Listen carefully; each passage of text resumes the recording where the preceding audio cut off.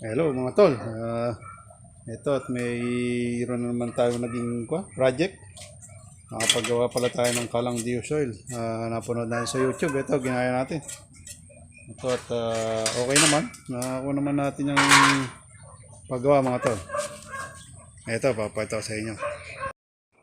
Ito mga tol, nung nagawa natin na kalang diusoil. Ito, 2 burner ang ating ginawa. Ayan.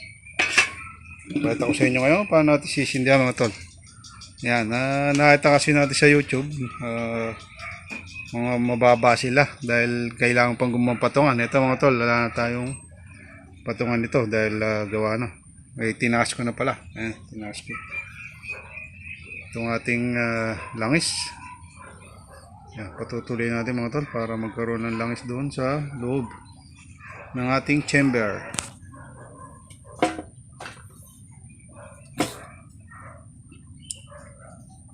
Ano mga to, tumulo na.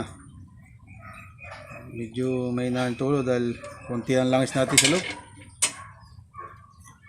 Pagilid muna natin konti. Ayan. Mga tol, makita nyo. Ayan, tumutulo na siya. Ating langis. Ang ating chamber. Ayan, wala pa. Hindi pa umabot ang langis mga tol. Ayan na mga tol, nagkakaroon na ng langis. At pag nagabot yan magkabila mga tol, papatayin na natin ang tulo ng langis. Yo, pwede na yan. Sasara lang natin dito. Sa ating gripo. Ayan. Pakita ko sa inyo mga tol paano magparingas. Maganda pala mga tol kung may pambili rin lang, maglalagay tayo ng gas para mas mabilis siyang uminit. Kasi kung tissue mga tol medyo matagal, dahil nasubukan natin lagyan ng tissue, matagal siyang uminit. So lagyan natin ng konting gas. Kung gas mga tol mabilis siya. Ayan. Subukan na rin natin itong isa.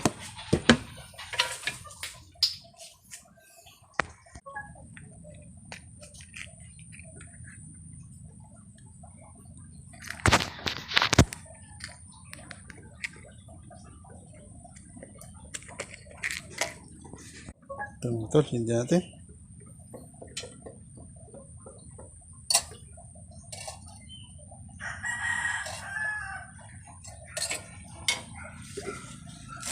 Kulang na natin tissue.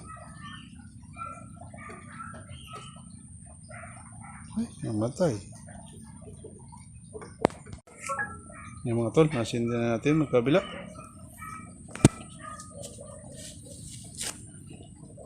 Kasi pag may gas mga tol, mabilis siyang mag-init.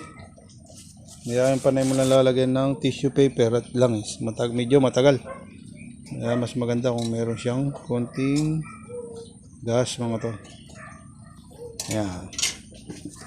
Ngayon, pwede nating buksan ng konti ang ating controller.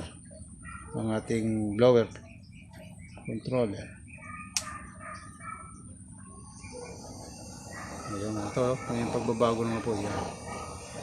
Yung kabila, bukan natin.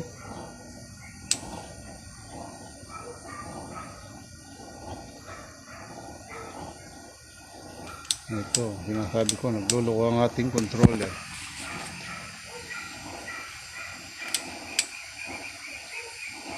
Nagluloko ang isang controller, kabibili lang.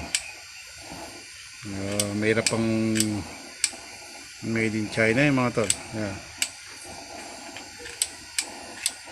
So natapat lang tayo. Ito namang isa, ayaw okay. Ito. Ayan o. Ito yung apoy mga tol. Ayan. Nag-blow na siya mga tol. Kaya kung gas ang gagamitan ng pamaringas, mas maganda. Kaya lang nga, bibili pa tayo. Hindi ko kaya kung tissue lang. Medyo mura ng konti. Pero mas mabilis naman lumiad mga tol kung tissue, ay kung gas ang ating pampapainit. Konting gas lang at ayan nga po yun. Mabilis siyang uminit. Pwede na natin lakasan ng konti para mas uminit siya. Kung isa ay ayaw gumana ang ating controller. Kung siya okay na mga tol. Oh. Kaya may pakinabang din ang panonood natin ng YouTube mga tol. Kaya okay din kung mapagpunod tayo ng YouTube at nakapagawa tayo.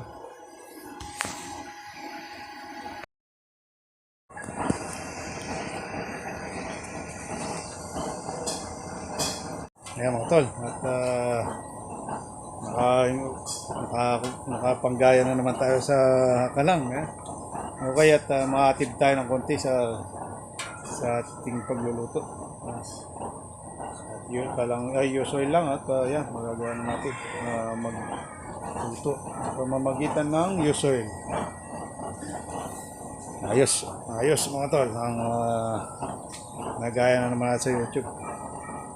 Kaya maganda kung magpa-practice din tayo sa pawisan minsan mag-welding. Practice pa lang. Okay naman. Medyo marami lang nire-repair pa pag maggawa ng kalang. Dahil di pa tayo ganong magaling mag-welding. Medyo minsan may singaw yan, ganyan. Pero okay naman mga tol. Ito. Ganda na ng apoy. Ang dalawa yan mga tol. 2 burner ang ating ginawa. Sinubukan lang natin kung okay naman. Okay naman. Pag nilakas nyo yung blower, maganda ng apoy. Malakas. Tol. Mga tol, hanggang dito lang ang ating video at sa maikli nating pagpapakita kung paano natin pinaliyab ang ating kalang diusoy. Sensya na kayo at di natin na video no ating ginagawa. Mga tol. Bye-bye. God bless sa inyo mga tol. Bye-bye.